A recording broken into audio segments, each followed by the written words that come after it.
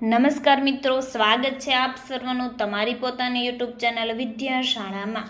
આજે આપણે ધોરણ 10ના સામાજિક વિજ્ઞાન વિષયની તારીખ 29/7/2024ના રોજ જે લેવાનાર એકમ કસોટીના મોડલ પેપરનું સંપૂર્ણ સોલ્યુશન આપણે આ વિડીયોમાં જોઈશું।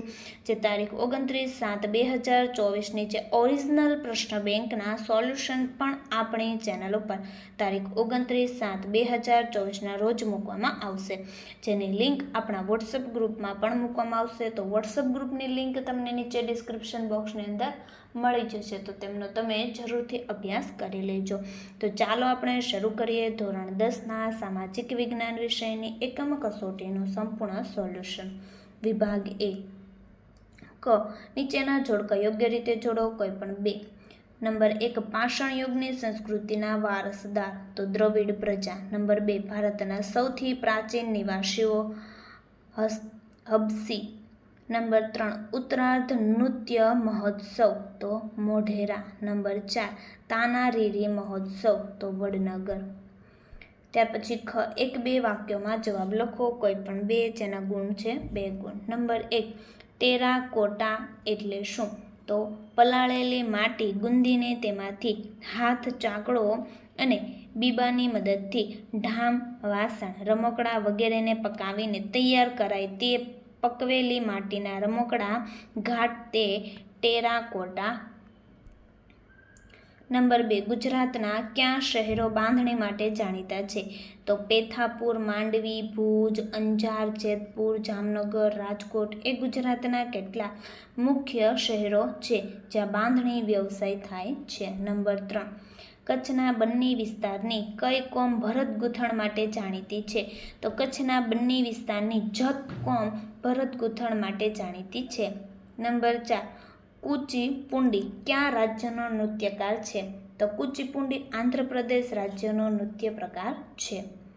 ગ યોગ્ય વિકલ્પ પસંદ કરી જવાબ લખો, કોઈ પણ એક। નંબર 1 આર્થિક રીતે ભારત કેવો દેશ છે?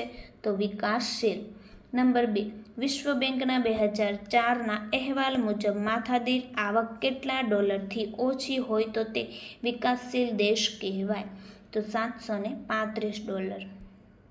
ઘ ખાલી જગ્યા પૂરો, કોઈ પણ એક ને 1 ગુણ। નંબર 1 ખાલી જગ્યા ખનિજ એ ગ્રીનલેન્ડમાંથી મળી આવે છે તો ક્રાયોલાઇટ। નંબર 2 ખાલી જગ્યા સંસાધનનો એક વખત ઉપયોગ થયા પછી બીજી વખત ઉપયોગ થઈ શકતો નથી તો કોલસો। પ્રશ્ન નંબર 2 ક નીચે દર્શાવેલ પ્રશ્નોના 4-5 વાક્યમાં જવાબ લખો, કોઈ પણ 2, કુલ ગુણ 4। નંબર 1 નીચેની સંકલ્પનાઓનો અર્થ આપો। એ નવીનીકરણ તો નવીનીકરણ એટલે જંગલોનું નષ્ટ થવું તે નવીનીકરણ એ આપણા દેશની જ નહીં પરંતુ વિશ્વની મુખ્ય સમસ્યાઓ પૈકીની એક છે। બી અભયારણ્ય જેમના માથે વિનાશનું જોખમ હોય એવા વન્ય જીવોના સંરક્ષણ અને સંવર્ધન માટે સુરક્ષિત કરાયેલા વિસ્તારો અભયારણ્ય કહેવાય છે। નંબર 2 જમીન એટલે શું? તો ભૂપૃષ્ઠ પરના માતૃખડક અને વનસ્પતિ દ્રવ્યોના મિશ્રણથી બનતા અસંગઠિત પદાર્થોની સપાટી અથવા પડને જમીન કહે છે। ઘસારા અને ધોવાણના પરિબળો મૂળ ખડકોને તોડીને બારીક ભૂકો બનાવે છે, તેમાં વનસ્પતિ અને જીવજંતુઓના વિઘટન કે સડવાથી બનેલ સેન્દ્રિય પદાર્થો ઉમેરાય છે। આમ સેન્દ્રિય પદાર્થયુક્ત બારીક કણોવાળો પોચો ખડક પદાર્થ એટલે જમીન। નંબર 3 ગીધને કુદરતનો સફાઈ કામદાર શા માટે કહેવામાં આવે છે? તો ગીધ એ કુદરતનો સફાઈ કામદાર છે, તે મૃત પ્રાણીઓના માંસનો ખોરાક તરીકે ઉપયોગ કરી અને ગંદકી ફેલાતી અટકાવે છે અને ગંદકી દૂર કરે છે, માટે ગીધને કુદરતનો સફાઈ કામદાર કહેવામાં આવે છે। ખ નીચે દર્શાવેલ પ્રશ્નોના 4-5 વાક્યોમાં જવાબ લખો, કોઈ પણ એક, જેમના ગુણ 2 છે। નંબર 1 ભારતની રાષ્ટ્ર મુદ્રામાં ક્યાં ક્યાં પ્રાણીઓ દર્શાવાયેલા છે? તો ભારતની રાષ્ટ્ર મુદ્રામાં 4 સિંહો, ઘોડો, હાથી અને બળદ આ પ્રાણીઓ દર્શાવાયેલા છે।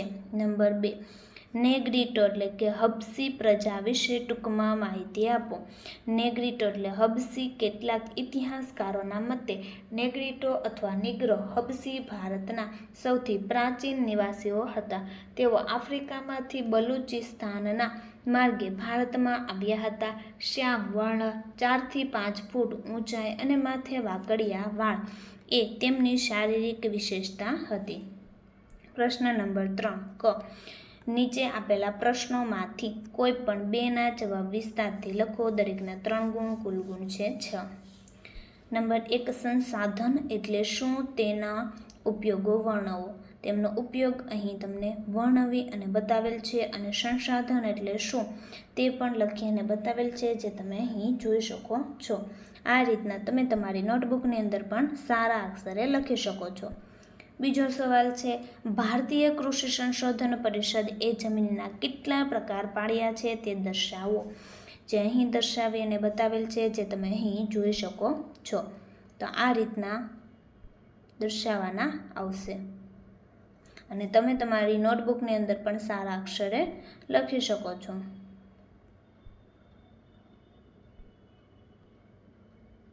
ત્યાર પછી છે નંબર 3 જમીન ધોવાણ એટલે શું? તેના ઉપાયો દર્શાવો. તો જમીન ધોવાણના પણ અહીં ઉપાયો દર્શાવીને બતાવેલ છે. ત્યાર પછી નંબર 4 ભૂમિ સંરક્ષણ એટલે શું? તેના ઉપાયો દર્શાવો. તે પણ અહીં તમને દર્શાવી અને બતાવેલ છે. ત્યાર પછી બીજો પ્રશ્ન છે ખ.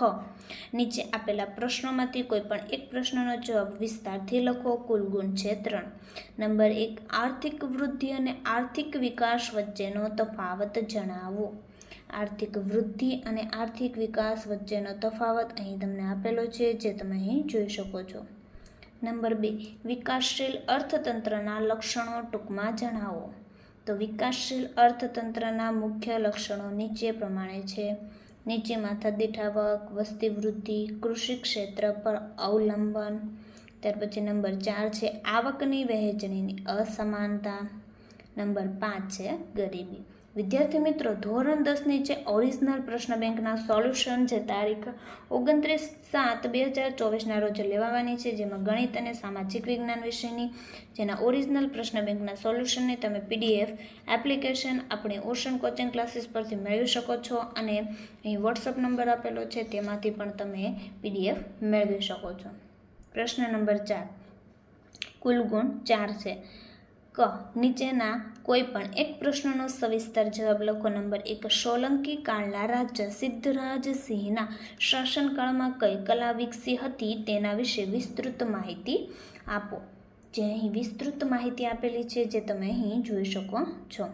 આ રીતના તમારે વિસ્તૃત માહિતી આપવાની રહેશે. નંબર 2 મનોરંજન સાથે સંસ્કાર એ ભારતીય નાટક કલાની વિશેષતા રહી છે, તે જણાવો. જે અહીં તમને જણાવીને બતાવેલ છે.